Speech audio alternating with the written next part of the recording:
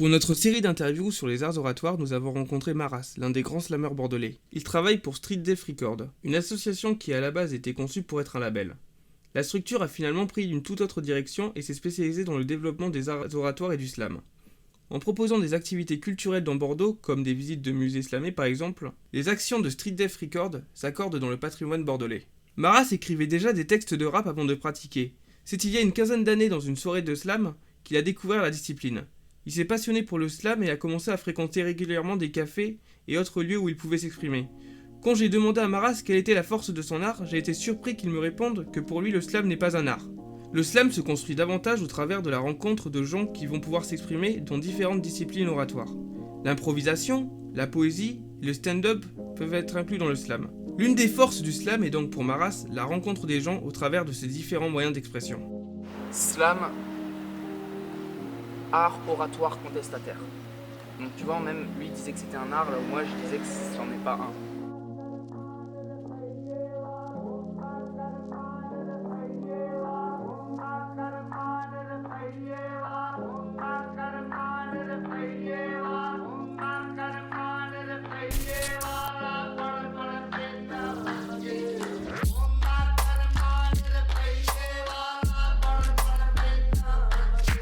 Alors l'intérêt pour un jeune de s'initier au slam, de découvrir le slam, il est multiple. Dans un premier temps, tu vas avoir tout l'aspect qui est rencontre et expérience. En fait, quand un jeune vient à une soirée slam, il va découvrir des personnes de tellement d'univers différents qu'il va pouvoir engranger de l'expérience, parce que l'expérience, elle se fait aussi à travers les rencontres qu'on a. Et donc il va rencontrer, comme je le disais tout à l'heure, il est capable de rencontrer un retraité, un rappeur et peut-être quelqu'un qui est encore plus jeune que lui, qui vont tous partager un texte qui est de leur vécu ou non, mais en tout cas, cette rencontre-là permet d'évoluer et de s'initier et découvrir la vie différemment.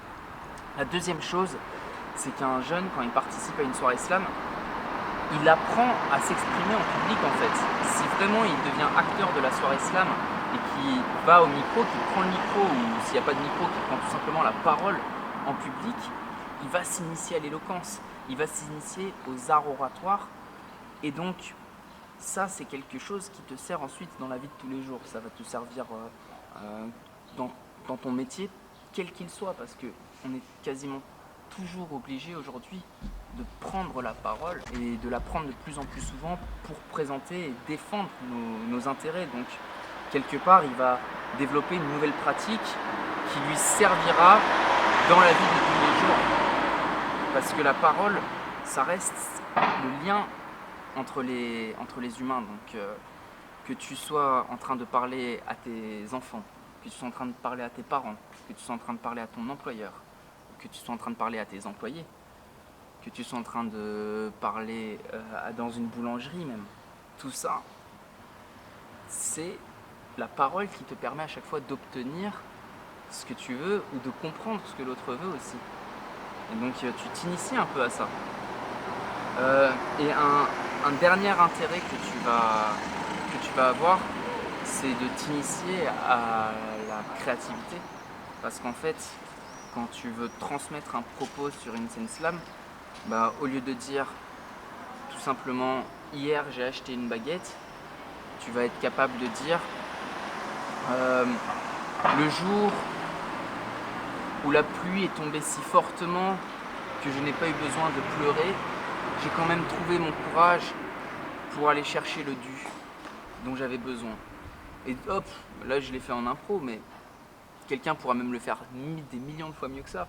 Mais en gros, tu te forces à trouver d'autres mots que ceux que tu utilises réellement, et en fait, tu redonnes une valeur à la langue française et tu stimules ton cerveau tout simplement pour être plus créatif. Et je pense qu'avec ces trois axes-là, tu trouves déjà un intérêt.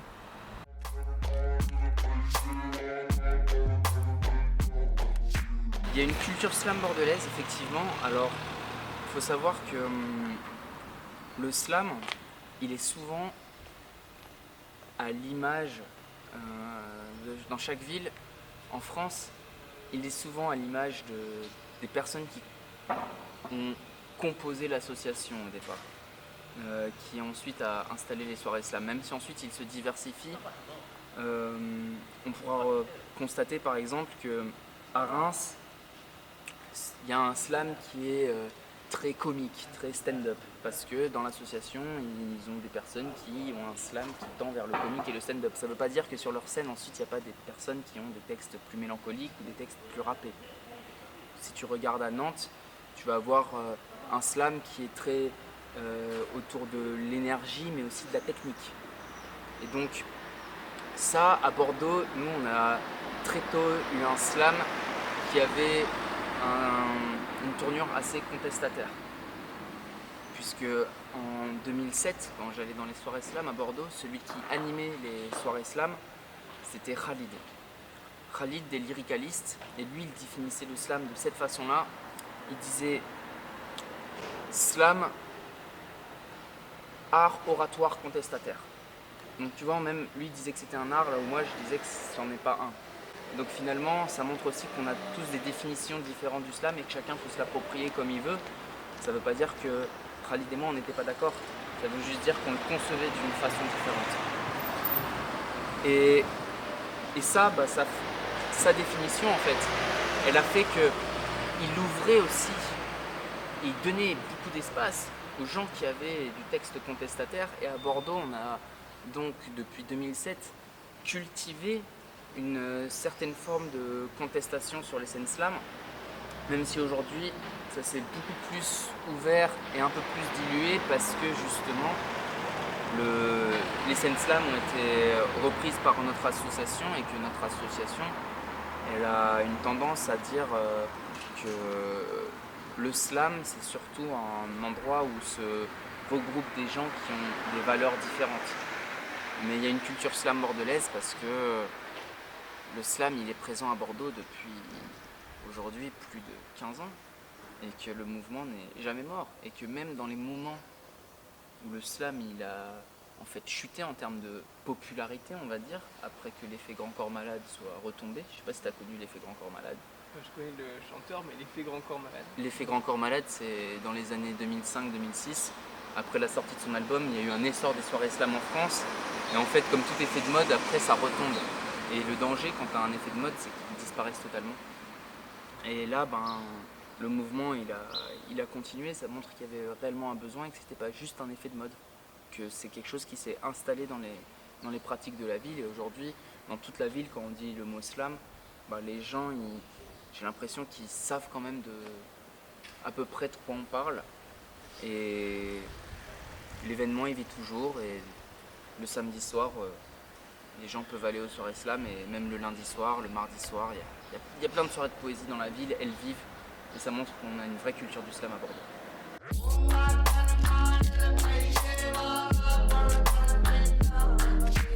Alors,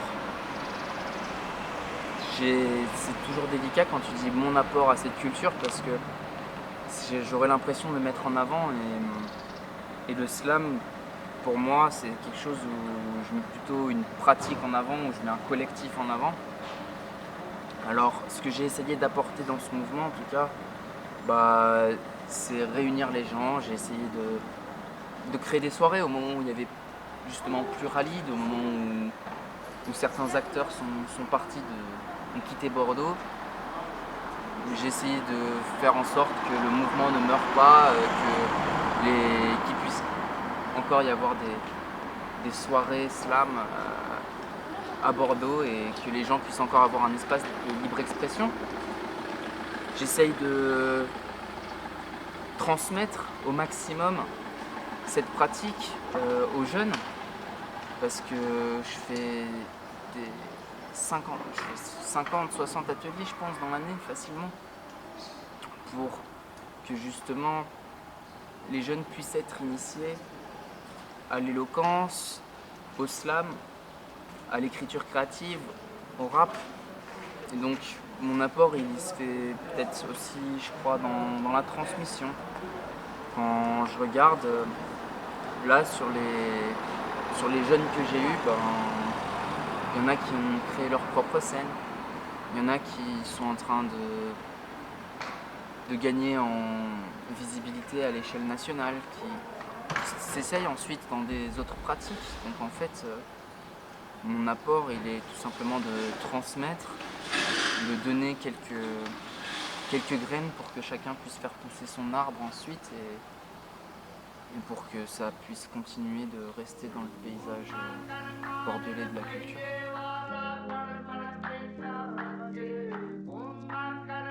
Le slam, oui, il s'engage à Bordeaux. Le slam, il est engagé parce que déjà le slam, il prône une égalité de chacun.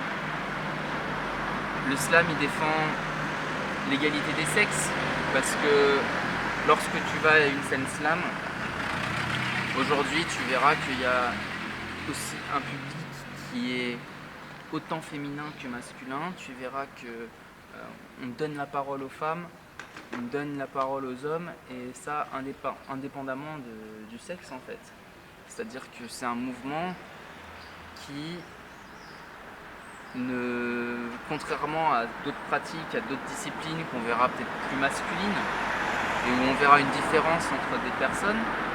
Par exemple, si on regarde dans le domaine du sport, si tu prends un footballeur aujourd'hui, forcément il y a encore une différence avec la pratique féminine et tout le débat que ça crée autour.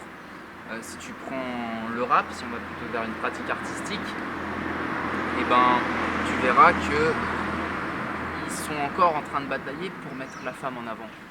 Dans le slam, on a, je pense, déjà franchi ce cap-là, et on s'est déjà impliqué en fait pour ces causes-là, et tu verras qu'on nous retrouve aussi souvent dans des manifestations en faveur de l'égalité des sexes, mais aussi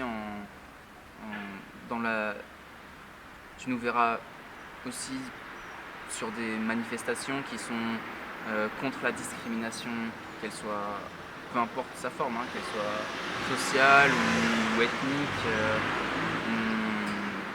Par exemple, de mon côté, je suis très impliqué sur toute la cause des migrants et des sans-abri. Et on arrive toujours en fait avec le slam à faire un lien avec une cause. Et je crois que le slam, il est de tous les engagements.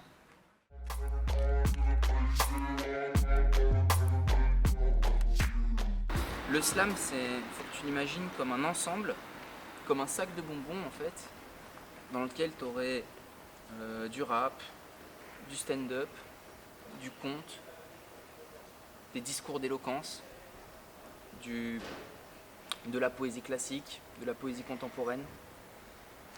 Et tu pioches en fait à chaque fois un de ces bonbons que tu vas distribuer. Ça, c'est le slam. Et donc la poésie, c'est juste un des bonbons dans le slam. C'est juste une des choses que tu peux utiliser pour faire passer ton message. Donc de mon côté, je suis quelqu'un qui affectionne la poésie, donc je vais utiliser la poésie pour transmettre ce message-là. Mais je connais plein de slammeurs qui n'utilisent pas la poésie. Et ça, on le voit quand on regarde le slam à l'échelle mondiale.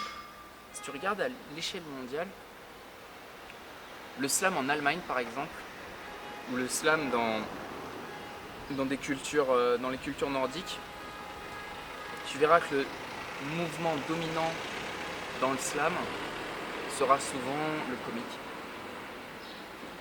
Et c'est quand tu vas par exemple plus dans des pays comme les USA, la France ou l'Espagne, que tu verras que le mouvement il a pris une dominante plutôt poétique.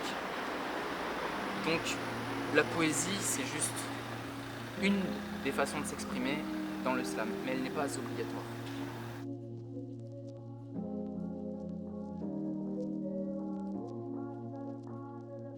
Pour découvrir le slam dans Bordeaux, alors la soirée slam à Bordeaux qu'on organise avec l'association Street Death Records, elle a lieu au Pourquoi Pas le dernier samedi du mois généralement. Pour savoir, il faut tout simplement se tenir au courant sur nos réseaux sociaux qui sont sur Instagram et sur Facebook, Street Death Records. Donc street comme la rue en anglais, def, D-E-F de définition, records comme les enregistrements en anglais. Ce nom parce que l'association avait vocation d'être un label à ses débuts, mais que petit à petit, elle s'est retrouvée un peu dans cette boule de neige des arts oratoires et elle a pris une autre direction qui est celle de la transmission et de l'organisation d'événements liés aux arts oratoires. Donc pour récapituler, on a du slam à Bordeaux au pourquoi pas un samedi par mois. Et pour ceux qui cherchent plutôt des soirées poésie, mais qui sont quand même cousines des soirées slam, on a également à l'avant-scène, régulièrement le lundi soir, une scène. Et donc si les gens ils veulent se tenir au courant de toutes ces scènes-là, s'ils ont Facebook, ils ont juste à aller sur le groupe Slam Bordeaux. Et voilà, sur Slam Bordeaux en fait il y a toutes les infos de toutes les scènes et de tous les événements liés aux arts oratoires. Il y a les ateliers d'éloquence, les concours d'éloquence, les ateliers slam, les concours de slam, les ateliers rap, les scènes de rap, voilà. Tout se trouve sur le Facebook Slam Bordeaux et sinon il suffit d'envoyer un petit message sur le Instagram ou par mail aussi, les gens ils peuvent nous envoyer un message. C'est slamsudouest@gmail.com. Insulter c'est easy, mais qui sait faire des compliments punchline? Ta mère la mieux, ta mère la mieux. Ta mère la mieux en fait, donc c'est une ligue de battle de compliments qui milite en faveur de l'égalité des sexes, mais qui est également impliquée dans l'égalité des classes sociales et qui s'implique dans le mélange des classes sociales. Ta mère la mieux, on prône un rap positif. Et alors, de quoi s'agit-il? Il s'agit en fait de reprendre les codes du rap, de prendre plus précisément les codes du battle rap, où le but était à la base d'humilier l'autre avec des punchlines, de reprendre ces codes-là et de dire on va faire tout l'inverse, on va complimenter avec des punchlines. On va faire tout le contraire de ce qui se faisait jusqu'à maintenant.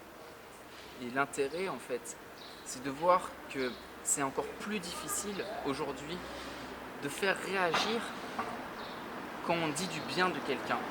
Dans une cour de récré, si vous regardez, vous verrez que c'est plus facile de susciter des réactions en se moquant de quelqu'un plutôt qu'en disant à quelqu'un à quel point c'est une personne géniale. Et donc, nous, on s'est dit, il faut réussir à en arriver là. Et ça, ta mère la mieux, c'est un peu cet entraînement. C'est un peu ce terrain où on montre que le compliment finalement peut être une arme, que le compliment peut être aussi fort que l'insulte, que le compliment, ça permet tout simplement de réunir aussi, parce qu'à la fin d'un battle, tout le monde est gagnant-gagnant. Si je t'ai dit un meilleur compliment que celui que tu m'as dit, ça veut dire que tu étais une meilleure personne que moi quelque part. Donc au final, même le perdant est gagnant et tout le monde se retrouve gagnant. Et cet échange-là, on le crée avec Ta mère la mieux et en même temps on redonne un honneur à toutes les mamans qui se sont faites insulter pendant des décennies et des décennies dans le rap. Et où maintenant, quand je dis ta mère, c'est juste pour dire à quel point elle est brillante et que le soleil la jalouse.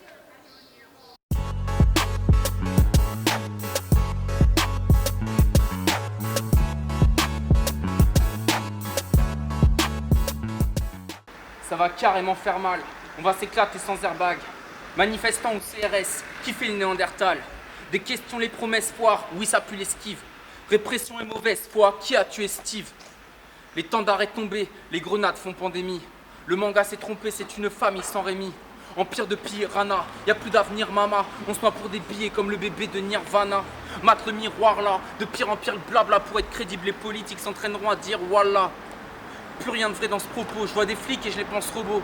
On m'a dit que ce monde avance, mais je crois que c'est une séquence slow-mo. Je crève dans ce labyrinthe, ma mine attire les minotaures, j'ai mes notaures, maman nature regrette l'époque des dinosaures. Est-ce normal qu'on dégomme les espèces que nous tutoyons? Ils veulent combler avec les images en synthèse du roi lion. Ça va carrément faire mal, ça va carrément faire mal. Et c'est pour ça qu'on est tous réunis, qu'on balance une rafale verbale.